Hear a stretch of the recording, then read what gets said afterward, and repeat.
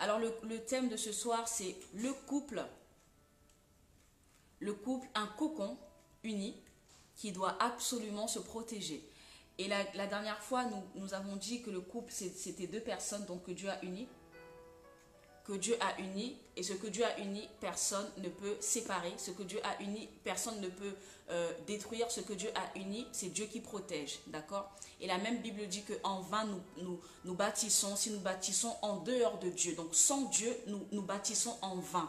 Sans Dieu, nous construisons en vain. Ce qui veut dire que si dans ta vie, tu as essayé de bâtir sans Dieu, ben, tu t'es rendu compte que par tes propres efforts, tu n'y arrivais pas, et ben j'ai envie de te dire ce soir que tu peux essayer Dieu, tu peux essayer Jésus, tu peux voir ce qu'il peut faire pour toi et vraiment tu ne seras pas déçu, au contraire tu diras mais pourquoi personne ne m'a parlé de ce Dieu là, pourquoi je ne l'ai jamais, je suis jamais allé voir ce Dieu là, voyez-vous. Donc j'ai simplement envie de dire à quelqu'un, essaye l'Éternel des armées, essaye Dieu Tout-Puissant, invoque-le, fais appel à lui et essaye de bâtir avec lui et en sa présence, et tu verras s'il ne déplace pas les montagnes pour toi, et tu verras si sa parole, si ses promesses ne sont pas oui et amen pour toi, et tu verras si Dieu n'est pas fidèle dans ses promesses pour toi.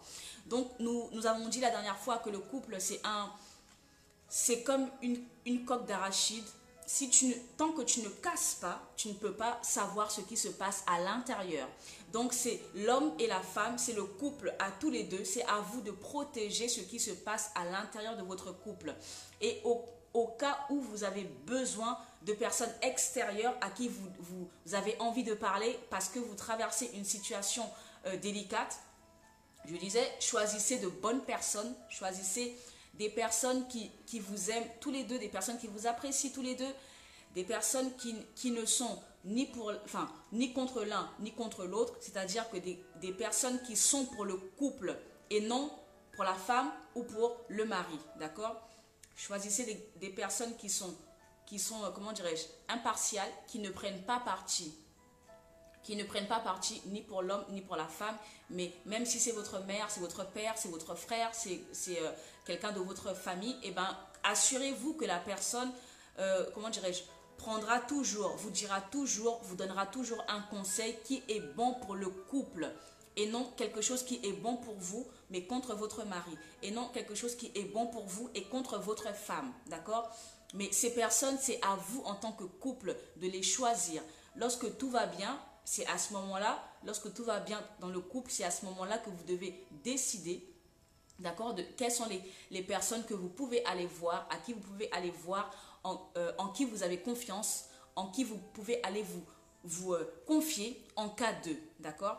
Ensuite, choisissez des personnes qui connaissent la parole de Dieu. Choisissez des personnes qui connaissent les fondamentaux de la parole de Dieu et qui vous donneront donc des conseils, qui vous donneront des indications, des recommandations en se basant sur ce que la parole de Dieu nous dit. Et non des personnes qui vont vous dire, tu sais, moi je me suis mariée 2-3 fois parce que tous les hommes sont pareils, c'est des mauvais, c'est des infidèles, c'est des ci, c'est des ça. Comment dirais-je, ne choisissez pas des personnes qui tiennent de tels discours, d'accord? Ou bien, tu sais, les femmes, hein, elles sont toutes pareilles, elles parlent trop, elles disent du n'importe quoi, elles font ci, elles font ça, elles sont insoumises, toutes les femmes sont pareilles. Voyez-vous, ne choisissez pas des personnes qui tiennent de tels discours, mais choisissez des personnes qui, même lorsque vous venez pour vous plaindre ou pour expliquer la situation, la personne est capable de vous dire, ben non, tu ne peux pas penser comme ça, c'est ton mari, tu ne peux pas penser comme ça, c'est ta femme, d'accord? Des personnes qui sont capables de vous dire les choses telles quelles et non de vous caresser dans le sens du poil.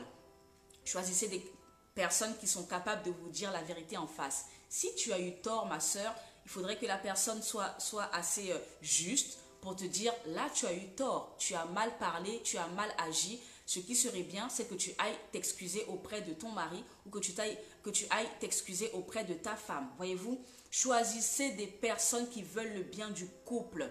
Ne choisissez pas des personnes qui veulent votre bien à vous en tant qu'individu, mais choisissez des personnes qui vous veulent votre bien à vous deux en tant qu'entité, en tant que couple, en tant que foyer, d'accord? Ok. Et nous disions également que c'était à vous deux, c'était à l'homme et à la femme de protéger ce qui se passe dans le foyer. Ce n'est pas à toi de dénigrer ta femme auprès de ta famille, auprès de tes amis. Oh, ma femme, elle est toujours comme ça, elle est toujours... c'est pas une bonne femme, elle est méchante, elle me fait souffrir. Mais si elle te fait souffrir, les gens vont se dire, mais pourquoi tu es toujours avec elle? Voyez-vous? Au juste, j'ai envie de vous faire comprendre que lorsque tu critiques ta femme auprès de tes amis te trouvent insensé dans le sens où tu es toujours avec elle. Voyez-vous? Quelqu'un que tu critiques, logiquement, c'est que tu ne fais pas partie de la personne. Tu ne fais pas partie du cercle, comment dirais-je, très proche de la personne. Puisque là, tu critiques la personne, ça veut dire que tu n'es pas d'accord avec la personne. N'est-ce pas? Donc, je vais vous faire comprendre un peu comment l'extérieur, comment les gens extérieurs au couple pensent à propos de tel comportement, vis-à-vis de tel comportement, d'accord? Alors, il y avait un homme, j'ai connu un homme dans mes connaissances, en fait. Il y avait un homme qui a eu 2 enfants avec une personne que je connais, ok? Donc, ce monsieur, il était toujours en train de dénigrer la femme. C'était la mère de ses enfants. Ils étaient ni mariés, ni fiancés, ni quoi que ce soit, d'accord? Donc, ils se sont juste fréquentés. Ils sont tombés amoureux et ils ont eu quelques enfants ensemble. Ok. Le monsieur, bien qu'il était avec la jeune femme, il passait son temps à la dénigrer. Il passait son temps à la critiquer. Elle est mauvaise, elle est comme si, elle parle trop, elle parle mal. C'est pas une bonne mère, alors que c'est une très très bonne mère. C'est pas une bonne mère. En fait, il passait son temps à la dénigrer auprès de ses camarades, auprès de ses amis, auprès de sa famille, en pensant qu'en le faisant, lui, il se faisait passer pour l'homme gentil, donc l'homme bon, l'homme bien, et que elle était mauvaise, forcément, puisqu'il passait son temps à la critiquer, n'est-ce pas? Maintenant, les gens qui étaient autour de lui, c'est-à-dire ses connaissances, ses fréquentations, ses amis, pensait derrière lui, mais il est insensé, mais il n'est pas intelligent, mais il réfléchit pas bien, parce que tu peux pas passer ton temps à critiquer ta conjointe, parce qu'ils n'étaient pas mariés, ta conjointe, la mère de tes enfants, mais demain, on vous voit encore ensemble. Ça fait 2 ans que vous êtes ensemble, ça fait 3 ans que vous êtes ensemble, mais toi, durant les 3 ans, durant les 2 ans, tu passes ton temps à la critiquer, voyez-vous? Donc lui, il ne savait pas que les gens autour de lui pensaient ça de lui, d'accord? Mais voici ce qui se disait autour de lui. Qu'il était insensé, qu'il n'était pas normal, qu'il n'agissait pas bien. Et du coup, les gens se moquaient plutôt de lui, plutôt que d'avoir un mauvais regard sur sa conjointe qu'il critiquait. Voyez-vous, lorsque tu sors de chez toi pour aller dénigrer ta femme ou ton mari, aux yeux des autres personnes, ben, ça paraît pour un comportement insensé. Parce que les gens se disent, ben, tu dors avec la personne, tu vis avec la personne, tu construis ta vie avec la personne, mais derrière le dos de la personne, c'est ce que tu fais. Et les gens se disent, ben, en fait, il y a quelque chose qui ne va pas. Voyez-vous? Voilà ce que je voulais dire à mes frères et à mes sœurs qui ont peut-être un jour eu ce comportement-là. C'est que tu dois protéger ton mari ou ta femme. Parce que lorsque les gens vous voient, les gens ne voient qu'une seule chair, qu'une seule personne. Les gens voient une entité. Les gens vous voient ensemble, à 2, n'est-ce pas? Mais si toi, tu te dissocies de cela un jour, dans un excès de colère ou de rage ou quoi que ce soit, tu te dissocies de cela pour aller faire, comment dirais-je, individu à part, donc un être à part entière.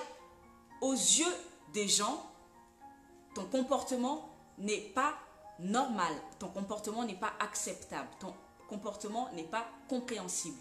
Voilà pourquoi ce soir, j'aimerais exhorter et les hommes et les femmes à protéger ce qui est votre vie, protéger ce qui se passe à l'intérieur de votre vie.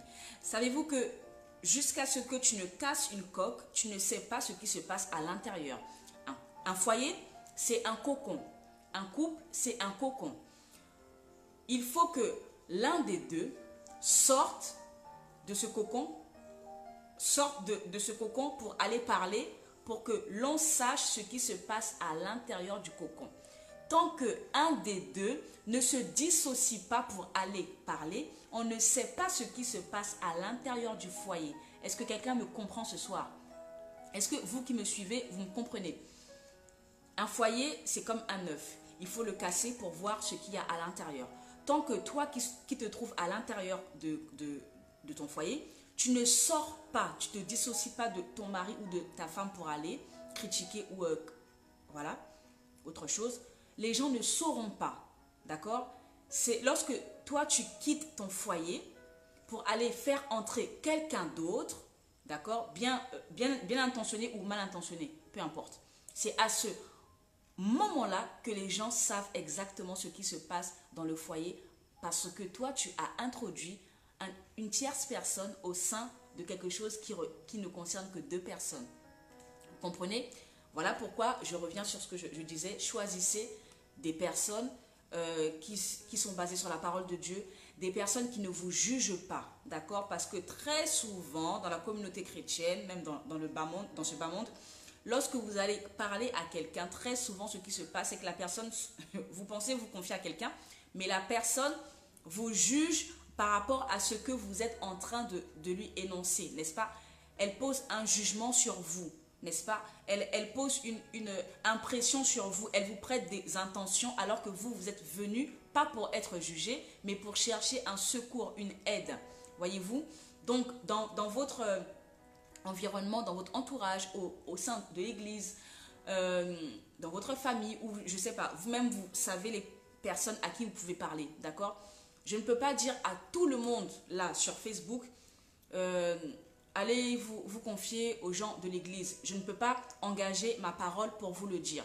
Parce que depuis que je suis chrétienne, j'ai vu pas mal de choses au sein même des chrétiens. Donc, étant donné la situation actuelle du monde chrétien, je ne peux pas engager ma parole pour vous dire, c'est sûr qu'au sein des chrétiens, vous ne serez pas déçus, vous ne serez pas trahis. Je ne peux pas vous le dire. Je ne peux pas non plus vous dire, allez-y vous confier dans votre famille ou dans votre belle famille.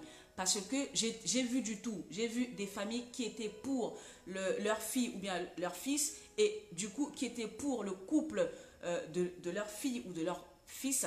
Mais j'ai surtout aussi vu des familles qui feraient tout pour détruire le couple de leur fille ou pour détruire le couple de leur fils. Donc, ayant vu tout ça, je ne peux pas m'engager, là, publiquement parlant, à vous dire, bah, tu sais, allez-y, vas-y te confier dans ta famille, va te confier dans les chrétiens. Je ne peux pas le faire. Mais vous-même, vous savez très bien, dans votre entourage, auprès de qui vous pouvez vous confier. Si c'est à l'église, gloire soit rendue à Dieu. Si c'est auprès de votre famille, gloire soit rendue à Dieu. Mais en tout cas, trouvez des bonnes personnes, d'accord? Dans tous les cas, la meilleure des choses, c'est la parole de Dieu. Parce que la parole de Dieu nous fait toujours nous remettre en question. La parole de Dieu fait que tu as un miroir infaillible dans lequel tu dois constamment te regarder et voir si l'erreur ne vient pas de toi. Voyez-vous? Et surtout, n'allez pas voir des personnes qui vous diront, qui vous donneront des conseils par rapport à leur mauvaise expérience. Voyez-vous, j'ai connu deux sœurs. Il y a une grande sœur et une petite sœur. La grande sœur dit, tu sais, moi, j'en ai assez de mon foyer, mon mari me fait ci, me fait ça, j'ai plus confiance en lui, je ne l'aime plus d'ailleurs, il m'a déçue, je comptais sur lui, mais la crasse qu'il m'a faite, j'aurais jamais cru ça de lui, donc en tout cas, moi, je veux partir de chez moi avec mes enfants, je ne veux plus être avec lui. Voilà, ok. Donc la petite sœur, elle entend ça, d'accord? Sachant que la petite sœur prenait modèle sur sa grande sœur. Donc la petite sœur entend ça et elle se dit, ben, peut-être qu'avec le temps, ça va s'arranger. Avec le temps, ça ne s'arrange pas. Elle voit sa grande sœur qui sombre, encore qui sombre dans le comment dirais-je, dans le désarroi et sa décision devient de plus en plus ferme, n'est-ce pas? Ce qui était juste une pensée, tiens, et si je partais de chez moi, et si je divorçais, ce qui était juste une pensée a été une semence dans sa tête qui a germé jusqu'au jour où elle s'est dit, ben, moi, je n'en peux plus, je vais entamer une procédure de divorce, d'accord? Donc, la grande sœur fait sa procédure. Ensuite, elle s'en va divorcer, ok. Lorsqu'elle divorce, bon, objectivement parlant, son apparence a changé, d'accord? C'est comme si elle s'était métamorphosée. Elle est devenue comme une autre personne, d'accord? Peut-être que parce qu'elle était sous pression dans son foyer et que maintenant qu'elle n'y est plus, c'est comme si elle était devenue épanouie, d'accord? Ok. La petite sœur, voyant ça, se dit, ben en fait, c'est bien de divorcer alors, parce que je vois ma grande sœur qui a divorcé, je la vois plus rayonnante, plus souriante, je la vois mieux, même son corps a changé, elle est plus belle, elle est plus, voilà, plus ravissante, donc c'est bien alors, donc moi aussi, je vais faire pareil, voyez-vous? Et donc un jour, voilà, donc je discute avec cette personne, et je dis, tu sais, l'expérience de la grande sœur, c'est la sienne. Laisse son expérience à elle, qu'elle lui soit personnelle. Mais toi, fais ta vie en fait. Tu ne peux pas te comparer et tu ne peux pas prendre exemple sur ta grande sœur par rapport à ce qu'elle a fait, parce que la Bible dit que Dieu déteste le divorce. Et que si tu peux faire des efforts et voir le bon côté de ton mari et voir le bon côté de ton mariage, eh ben, tu peux aller mieux. Et tu peux trouver, comment dirais-je, des bonnes choses. Parce que si tu as aimé ton mari un jour, c'est que tu peux retrouver ces éléments-là. Il suffit juste de les retrouver et de les cultiver, n'est-ce pas? Donc, au fur et à mesure, et par la prière aussi, et du fait qu'elle allait aussi à l'église et qu'elle a été nourrie spirituellement, du coup, elle a abandonné cette pensée-là, d'accord? Voyez-vous, dans le monde, vous tomberez toujours sur des personnes. Là, je ne dis pas que la grande sœur a influencé la petite sœur. C'est la petite sœur qui a été, comment dirais-je, éblouie par le changement de la grande sœur. Donc, elle a voulu faire comme, d'accord? Mais voyez-vous, vous tomberez peut-être sur des copines, sur des connaissances qui vous diront, oh, tu sais, moi, j'ai divorcé, ça a été trop bien, j'ai retrouvé ma liberté, mais toi aussi, fais pareil. Pourquoi tu t'encombres avec une telle personne? Pourquoi tu t'encombres avec une telle femme? Voyez-vous, ne choisissez jamais des personnes qui vous induisent dans leurs expériences à elles. Parce qu'elles ont vécu des mauvaises expériences, qu'elles vous les communiquent au juste. Elles croient que la vie, en fait, elles croient qu'elles sont représentantes de toute l'humanité tout entière. Et donc, leur exemple, c'est universel. Non. Dieu a dit, j'ai un plan merveilleux pour toi, mon fils, pour toi, ma fille. C'est à toi de chercher, de rechercher le plan que Dieu a tracé pour toi. Tu ne peux pas aller dans le plan de quelqu'un d'autre pour dire, moi aussi, je veux faire comme toi. Non.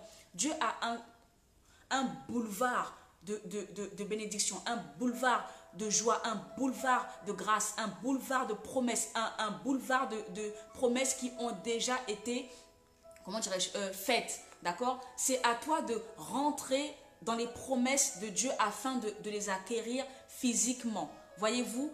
Donc, n'écoutez jamais les personnes qui veulent vous faire croire que leurs expériences sont universelles, sont mondialement, non. Vous, ayez toujours dans la tête, qu'est-ce que la parole de Dieu me dit par rapport à ma situation?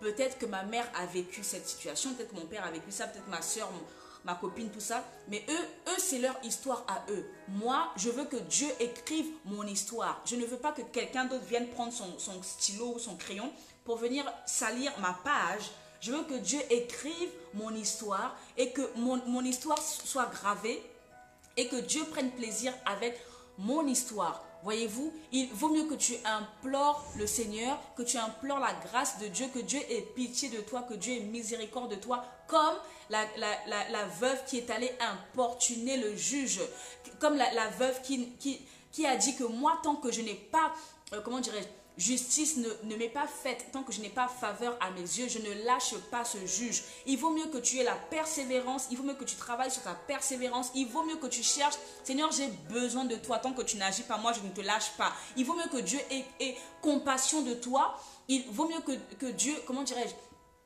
hein, soit comme fatigué d'entendre, comment dirais-je, tes gémissements de cœur et qui disent, oulala, elle, je vais l'exaucer parce que si je ne l'exauce pas, elle va continuer à pleurer comme ça. Lui, je vais l'exaucer parce que vraiment, si je ne l'exauce pas, il va continuer à pleurer comme ça. Il vaut mieux que Dieu éprouve ce sentiment-là à notre égard, plutôt que nous soyons là à rechercher et à trouver des solutions qui nous éloignent de plus en plus de ce que Dieu veut de nous. Voyez-vous, ce n'est pas parce que tu traverses une situation terrible que tu dis, mais comment je vais en sortir vivante? Comment je vais en sortir vivant? Ce n'est pas parce que toi, qui m'écoutes, qui me regarde, tu traverses une situation telle que Dieu a changé.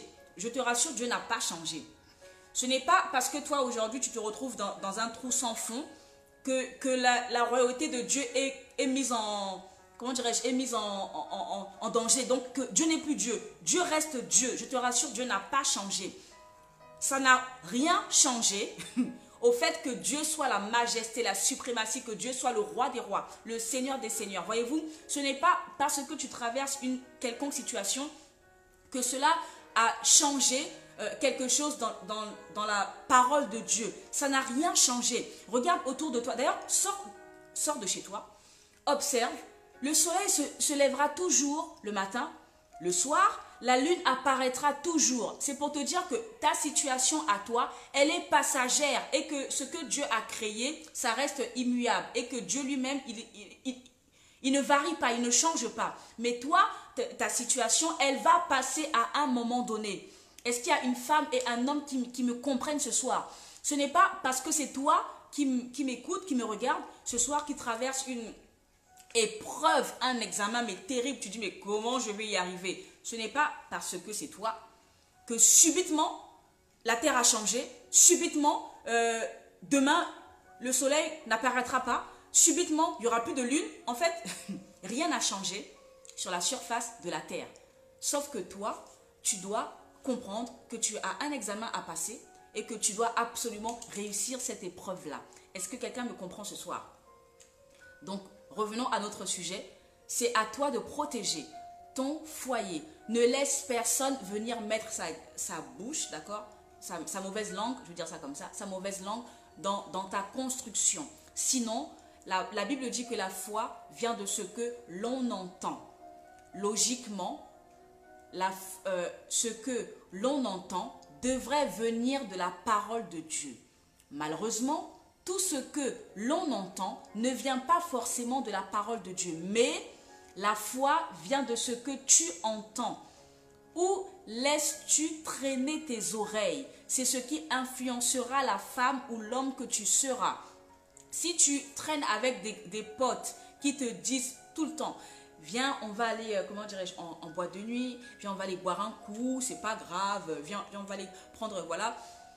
On trouvera des personnes, tu vois, voilà, on va s'amuser, entre guillemets, on va s'amuser, tu vas voir, tout se passera bien, ta femme ou ton mari n'en saura rien, parce que moi je ne dirai pas, ça restera là-bas, ça restera entre nous. Eh bien, si matin, midi, soir, du lundi au dimanche, du 1er janvier au 31 décembre, tu n'entends que ça, il y a un jour où, parce que le diable connaît exactement qui nous sommes, et il sait très bien à quel moment frapper. Il y a un jour où tu vas être, comment dire, peut-être abattu, tu vas peut-être chercher, mais Seigneur, aide-moi, je n'y arrive plus. Il y a un jour où tu vas être un peu moins, comment dirais-je, un peu moins à la brèche, voyez-vous. Et le diable sait très bien à quel moment frapper. Alors, il n'a pas 10 000 chemins à parcourir. Il sait très bien que toi, matin, midi, soir, tes amis te disent, viens, tiens, on va aller un peu en boîte de nuit, on va un peu aller s'amuser, viens, on va aller... déconner un petit coup, personne n'en saura rien. Il sait très bien que ces phrases sont déjà dans ta tête parce que c'est ce que tu entends matin, midi, soir. Qu'est-ce qu'il va faire? Au moment où toi tu dis, ah tiens, je me sens faible, je me sens pas bien, en plus ma femme ne me traite pas bien, je me sens pas respectée, je me sens pas considérée. Au même moment où tu es en train de le penser, de réfléchir à ça, lui, il n'a pas 10 000 chemins par lesquels passer. Il va simplement reprendre ce que tu as déjà entendu dans tes oreilles et venir te les ramener là. C'est comme si quelqu'un te chantait ça, voyez-vous? Et c'est ça justement qui deviendra ta solution. Parce que tu diras, ben oui, tiens, je vais un peu m'amuser, ça me détendra, ça me sortira de mon quotidien, ça me fera du bien, voyez-vous? Ce n'est pas quelque chose qui est nouveau pour tes oreilles, c'est quelque chose que tu entends déjà. Voilà pourquoi la Bible dit que la foi vient de ce que l'on entend. Là où tu laisses traîner tes oreilles, c'est ce qui va germer en toi. Donc, la parole de Dieu nous dit que la foi vient de ce que l'on entend, mais ce que l'on entend devrait toujours venir de la parole de Dieu parce que c'est ce qui germe en nous, voyez-vous?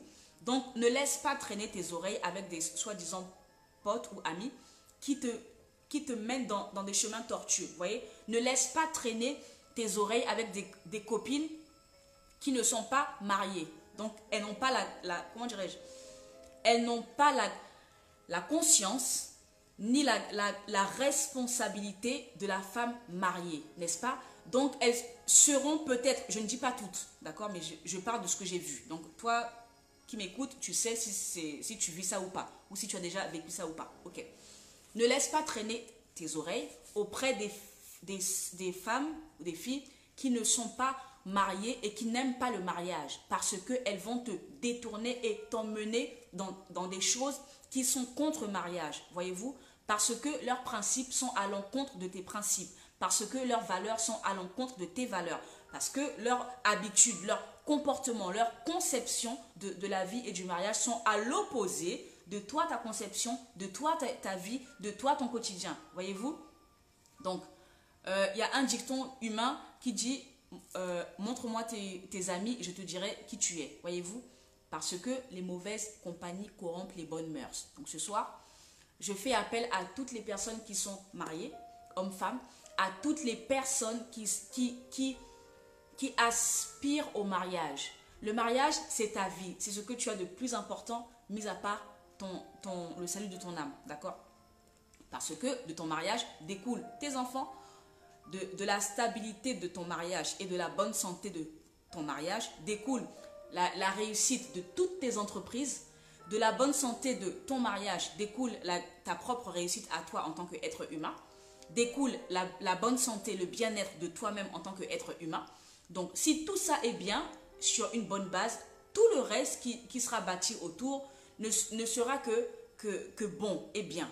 Mais si vous faites entrer dans votre foyer, dans votre duo, vous faites entrer une tierce personne qui n'a pas les mêmes valeurs que vous, comment dirais-je, dont les valeurs sont à l'encontre de vous, qui n'a pas la même foi que vous, comment dirais-je, qui a des expériences qui sont vraiment contrairement, diamétralement opposées à ce que vous êtes en train de créer, votre famille, tout ça, eh bien, ne laissez pas traîner vos oreilles. On ne dit pas qu'il ne faut pas avoir des amis ou voilà, tout ça, on n'interdit pas. Mais protège ton foyer. C'est à toi de fermer tes oreilles ou de dire à quiconque, en tout cas moi, tu ne critiques pas mon mari, tu ne critiques pas ma femme, tu ne parles pas du mal de mon mari ou de ma femme. Voyez-vous, c'est à toi de le dire, c'est pas quelqu'un d'autre. Ok.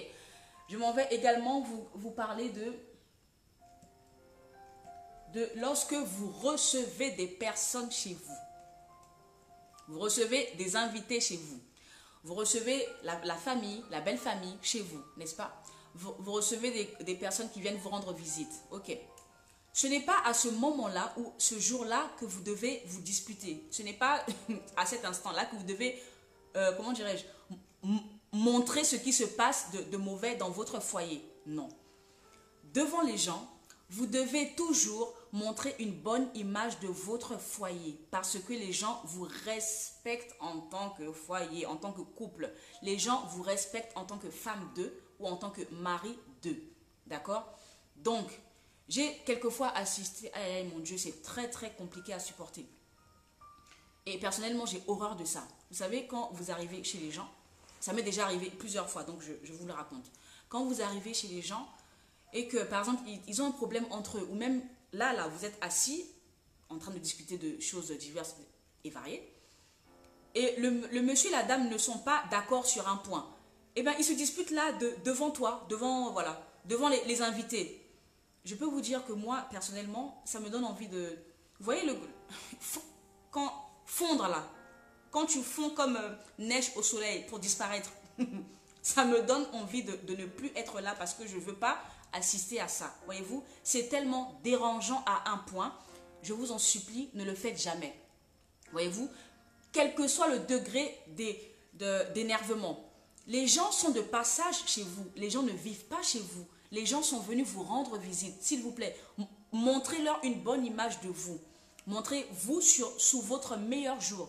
Les gens ne viennent pas chez vous pour voir vos disputes, pour voir vos insultes, pour voir vos mauvais comportements. Les gens ne viennent pas pour ça. Si c'était pour ça, ils ne seraient pas venus. Voyez-vous? Donc, l'homme et la femme doivent prendre sur soi, d'accord? Doivent prendre sur soi pour pouvoir, comment dirais-je, outrepasser tout ça et se dire ça, on va régler ça plus tard. Parce qu'il y a des invités qui sont là, occupons-nous bien des invités.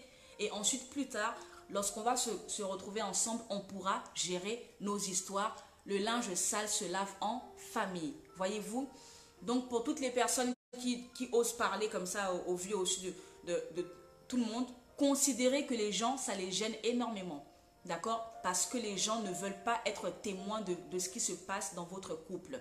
Les gens, chacun a des problèmes, mais chacun protège son mari ou sa femme. Chacun protège son couple au juste. D'accord? Donc, lorsque des personnes vous recevez de la visite, gardez-vous, même vous prenez votre mari dans votre chambre, chérie, écoute, là, on s'occupe des invités, on va régler ça après. Ou bien tu prends ta femme, chérie, écoute, là, on s'occupe des invités et ensuite on va régler ça après.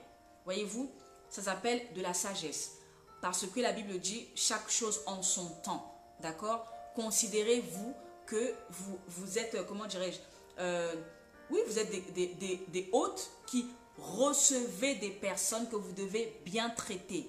L'hospitalité, n'est-ce pas? Si vous n'avez pas envie de recevoir les gens, ne les recevez pas chez vous. Mais n'acceptez pas de recevoir des gens chez vous pour vous livrer en spectacle. Ce n'est pas plaisant pour ceux que vous recevez. Et pour vous, ça ne vous donne pas une bonne image. Parce que les gens, quand ils sortent de chez vous, c'est exactement cette image qu'ils auront de vous. Même si demain, vous vous présentez comme si de rien n'était, les gens vont rester sur cet épisode-là qui s'est passé chez vous. Voyez-vous? Donc, donnez toujours une bonne image de vous, quel que soit votre agacement, quelle que soit votre colère, quel que soit ce qui se passe au sein du couple, s'il vous plaît, assurez toujours un joli sourire, assurez toujours une bonne présentation, assurez toujours au juste. La Bible dit, la joie du Seigneur est ma force. Ok. La joie du Seigneur est ma force. Cela ne veut pas dire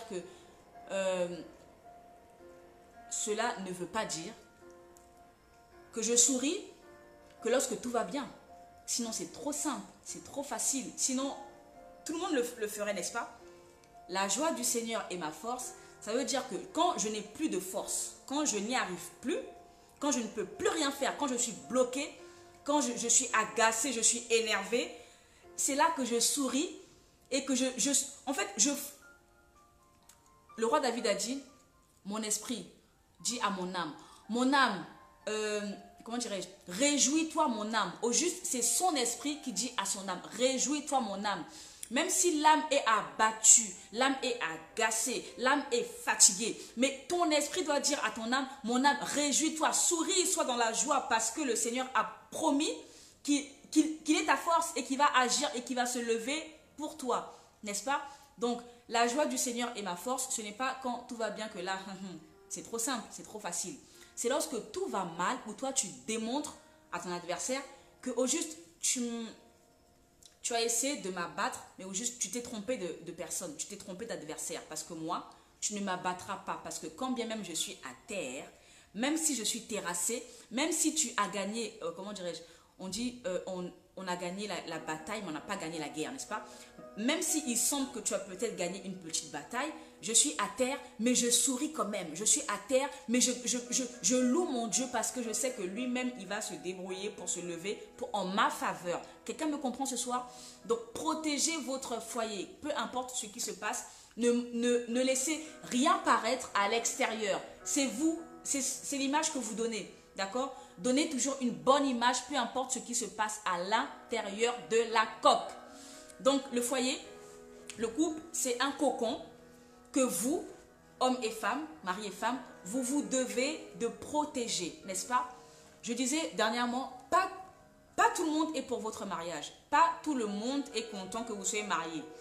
Pas tout le monde, et vous le savez aussi bien que moi, pas tout le monde est fier et, comment dirais-je, est heureux que vous soyez mariés. Pas tout le monde. Donc, n'allez pas livrer comme ça votre femme aux gens qui vous en veulent ou qui vous jalousent. N'allez pas livrer comme ça gratuitement votre homme, votre mari aux gens qui vous jalousent, n'est-ce pas?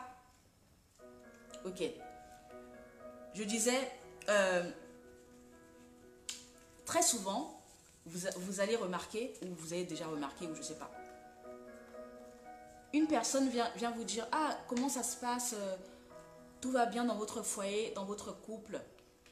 Je vais vous expliquer un point que vous devez comprendre, n'est-ce pas? Lorsque je dis choisissez les personnes en qui vous devez vous adresser. Ok. Un jour comme ça, vous baladez avec votre copine et il y a comment dirais-je, une attitude de votre mari que vous n'appréciez pas du tout. Et la copine vous parle de sa vie, vous dites, ah oui, c'est vrai que mon mari aussi, c'est vrai qu'il est comme ça aussi, des fois, tu vois, il est dur avec moi et j'arrive pas à en placer une parce qu'il prend la parole et je peux pas parler en fait. C'est lui qui a le monopole de la parole et si je parle, on s'engueule. Donc, c'est comme si je subis et je ne peux pas bien communiquer avec lui. Ok. Votre copine vous dit ça. Vous aussi, au lieu de garder pour vous, vous surenchérissez. Ah, c'est vrai que mon mari aussi est comme ça, c'est vrai, hein. Ok. Pour vous, ça a duré peut-être 30 secondes, n'est-ce pas? Mais au juste, pour la personne à qui vous avez parlé, vous lui avez donné un droit sur votre vie privée. Est-ce que quelqu'un me comprend? Si vous me comprenez, dites je comprends. Au juste, même si ça peut être duré 1 minute hein, de conversation, mais à partir de ce moment-là, la personne semblerait avoir le droit, la prochaine fois si elle vous revoit, elle pourrait avoir le droit de vous demander, alors comment ça se passe maintenant entre toi et ton mari, ça va mieux? Parce qu'un jour, vous avez commis l'erreur de, comment dirais-je, de donner une petite, un petit bout de votre vie privée. Voyez-vous? Au juste, dévoiler sa vie privée, c'est donner le droit à quelqu'un de se mêler de votre vie privée. Je répète, si jamais vous vous retrouvez à parler, voilà pourquoi vous devez absolument protéger, et je ne le répéterai jamais assez, protéger votre foyer, protéger votre couple.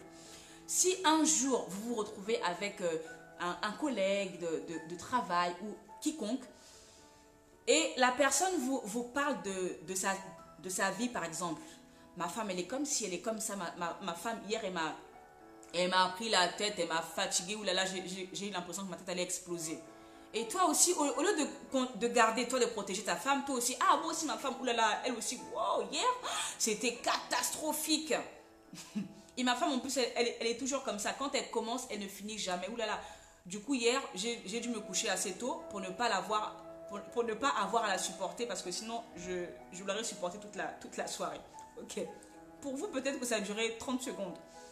Mais la prochaine fois, le collègue de travail aura le droit, en tout cas dans sa tête à lui, et c'est comme ça universellement parlant, il aura le droit, il s'octroiera un droit sur votre vie privée, il pourra venir vous dire, alors comment ça se passe avec ta femme depuis la dernière fois? Elle va mieux, ça se passe mieux, parce que vous, un jour, vous avez laissé échapper un détail de votre vie privée. Est-ce que quelqu'un me comprend? Si vous me comprenez, dites-moi, je comprends. Comme ça, je sais qu'il y a des gens qui sont derrière l'écran et qui comprennent ce que je dis. Sinon, je ne sais pas si vous comprenez. Ok. Donc, la personne, les gens à qui vous vous adressez comme ça pour passer du temps ou pour compatir, des fois, c'est parce qu'on a envie de compatir avec l'autre qu'on parle, quoi, qu'on échange, qu'on partage. Ok. Les gens vers qui vous dévoilez votre vie privée auront dorénavant le droit, d'accord, de, comment dirais-je, comme s'infiltrer, non, s'immiscer dans votre vie privée ou même vous demander des nouvelles, d'accord. Voilà pourquoi vous devez choisir des personnes assez matures qui sont capables de savoir que il y a des gens qui sont venus nous voir pour une situation. Passer la situation, la vie reprend son cours. D'accord? Les gens ne seront pas là comment dirais-je, comme à vous harceler, comme à s'immiscer dans votre vie parce qu'un jour vous êtes allé vous confier à eux. N'est-ce pas? Ce n'est pas normal. Si vous avez besoin, voyez ces personnes-là, mais après que la vie reprenne son cours. Est-ce que quelqu'un me comprend ce soir? Est-ce que quelqu'un comprend ce que je suis en train d'expliquer? Voilà. Dans tous les sens, dans tous les domaines, protégez votre foyer. Lorsque vous avez des projets en couple, lorsque votre mari a un projet ou votre femme a un projet qui doit voir le jour, je vous en supplie, n'en parlez à personne, sauf aux personnes que vous avez choisies, à condition que cela reste entre vous. Pourquoi? Parce qu'un projet qui doit voir le jour doit rester en secret jusqu'à ce qu'il voie le jour. S'il n'a pas encore vu le jour, vous ne devez pas le divulguer. Quelqu'un me comprend? Si le projet n'a pas encore vu le jour, protégez le projet, nourrissez-le, chérissez-le, enrichissez-le et faites voir le jour à ce projet. Lorsque le projet verra jour, les gens le sauront. Pas besoin d'en parler avant que le projet ne voie le jour. Voyez-vous? Comprenez? Est-ce que quelqu'un me comprend? Voilà. Protégez ce que vous bâtissez au juste. Parce que pas tout le monde est pour vous. N'est-ce pas? C'est vrai que Dieu protège, Dieu bénit. Mais Dieu donne aussi l'intelligence et la sagesse de savoir garder ce qui doit être gardé au sein du foyer, de savoir garder ce qui doit être gardé au sein même du cocon que vous avez choisi. Sinon, il n'y aurait pas de secret d'État, d'accord? Tout serait connu, tout serait su. Sinon, il n'y aurait pas de confidentialité, tout serait su, tout serait connu. Il n'y aurait pas de huis clos, d'accord? Les gens ne feraient pas des réunions à huis clos si tout devait être su. Donc, s'il y a des réunions à huis clos, c'est que la réunion ne concerne que les personnes convoquées. S'il y a le secret de confidentialité, c'est que la chose ne concerne que les personnes convoquées. S'il y a des secrets d'État, c'est que la chose ne concerne que les personnes qui sont convoquées. Voyez-vous, dans le foyer, c'est exactement la même chose. Lorsque vous bâtissez quelque chose, eh ben, gardez ce quelque chose. Lorsque la chose verra le jour, tout le monde le saura et vous vous en serez d'autant plus fiers. D'accord? Très bien. En tout cas, c'est quelques mots que je voulais partager avec vous. Pardon. C'est quelques exhortations que je voulais partager avec vous. À savoir que nous devons toujours garder ce que le Seigneur nous a donné sur la terre. Et j'ai envie de vous rajouter autre chose, c'est que à partir du moment où tu es dans ton foyer, ben c'est que tu es chef d'entreprise. D'accord? Un chef de famille est forcément un chef d'entreprise. Parce que la maison, c'est comme une entreprise. Le foyer, c'est comme une entreprise qui doit se gérer. Des décisions doivent être prises. Des décisions doivent être respectées. Un fonctionnement doit être établi. Des résultats doivent voir le jour. Au juste, il doit y avoir un roulement, n'est-ce pas?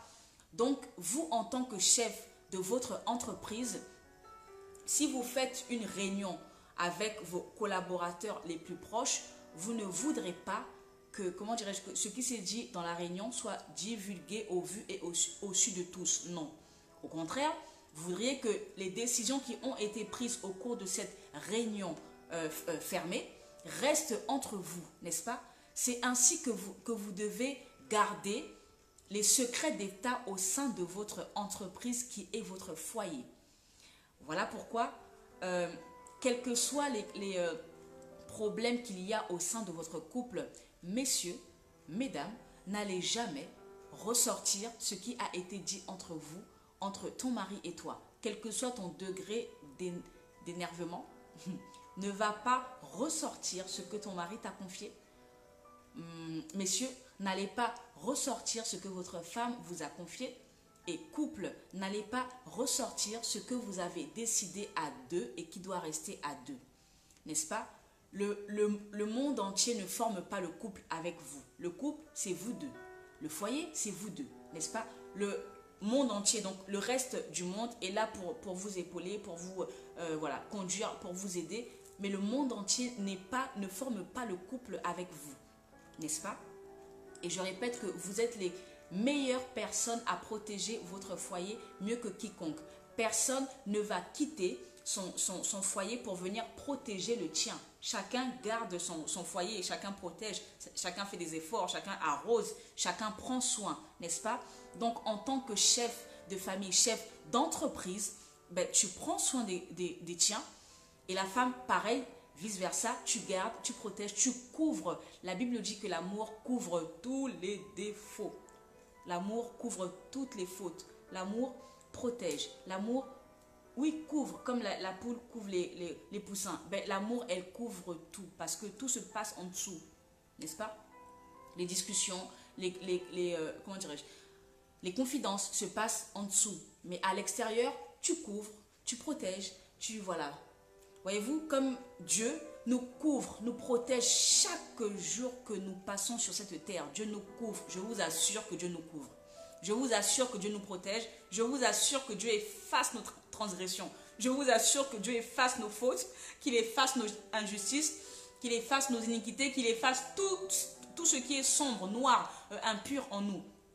De la même façon que Dieu nous pardonne, comment dirais-je, efface nos transgressions, notre cramoisie, voilà, tout ce que Dieu efface là. De la même manière que nous devons le faire pour notre femme ou pour notre mari. Voyez-vous, c'est ainsi que fonctionne le couple. Donc, c'est à toi de le faire avec joie, avec honneur, avec majesté, avec fierté. Parce que c'est la deuxième chose la plus importante dans ta vie. Donc, si toi, tu ne protèges pas, explique-moi qui viendra protéger pour toi. Voyez-vous? Donc, j'invite chaque femme, chaque homme à s'épanouir dans son rôle. J'invite chaque homme, chaque femme à s'armer de courage parce que les beaux jours ne sont pas derrière vous, mais les beaux jours sont devant vous. Les merveilleux jours sont devant vous encore et encore. C'est à toi de courir après ces merveilleux jours et de laisser tous les mauvais jours, les mauvais souvenirs derrière toi. Parce que la Bible dit que j'ai un plan merveilleux, peut-être qui ne s'est pas encore accompli. Donc c'est à toi de courir après ce que Dieu veut pour toi, n'est-ce pas? Parce que ce que Dieu veut, c'est que nous puissions vivre de façon excellente, mais le bonheur sur la terre, voyez-vous? Et il se trouve que le bonheur, ben c'est toi, femme. Le bonheur, c'est toi, ma soeur. Le bonheur, c'est toi, belle créature que Dieu a créée à côté de cet homme. Donc, au-delà du bonheur, que rechercher de plus? Rien. À part Dieu. Donc voilà, que chaque femme que chaque femme réalise quel est le bonheur et que chaque femme fasse réellement vivre le bonheur à son mari et autour d'elle, afin que l'humanité entière dise oh, mon Dieu, quand cette femme n'est pas là, aïe aïe, la tristesse, mais vraiment la froideur, mais dès qu'elle arrive, la vie change, dès qu'elle arrive, il faut vraiment que tu sois là. Non, mais quand tu n'es pas là, tu nous manques. Voyez-vous, c'est comme ça que chaque femme doit être. Il ne faut pas être la femme, quand tu n'es pas là, ton mari dit oh, enfin, ouvre, je vais enfin respirer. Non, il faut que tu sois la femme, quand tu parles, ton mari dit vite, vite, vite, tu rentres quand, tu reviens quand, parce que tu me manques. Voyez-vous? Voilà, c'était Lady Storm. Je bénis chaque femme, je bénis chaque homme. Que le Seigneur nous bénisse tous en tout cas, que le Seigneur nous aide, que le Seigneur nous fortifie, que le Seigneur nous fasse grandir, nous donne plus de maturité, plus de sagesse, plus d'intelligence, plus de... qu'on soit davantage disciples de Jésus, afin que le Seigneur soit fier de nous et que le mari soit fier de sa femme et que la femme soit fière de son mari. Très bonne soirée à vous, dans la présence de Dieu. Rendez-vous certainement mardi prochain. Et les fêtes approchent, donc préparez-vous bien dans la présence de Dieu et que le Seigneur vous garde. Demeurez dans la présence de Dieu parce que vraiment, la fin de l'année doit être vraiment dédicacée pour le Seigneur. Et voilà, donnez au Seigneur et que le Seigneur soit fier de chacun de nous. Très belle soirée à vous. Si vous avez été bénis, partagez. Et à la semaine prochaine, donc à mardi prochain, même heure, 21h, même endroit, Facebook. D'accord? Shalom, shalom. Bye bye.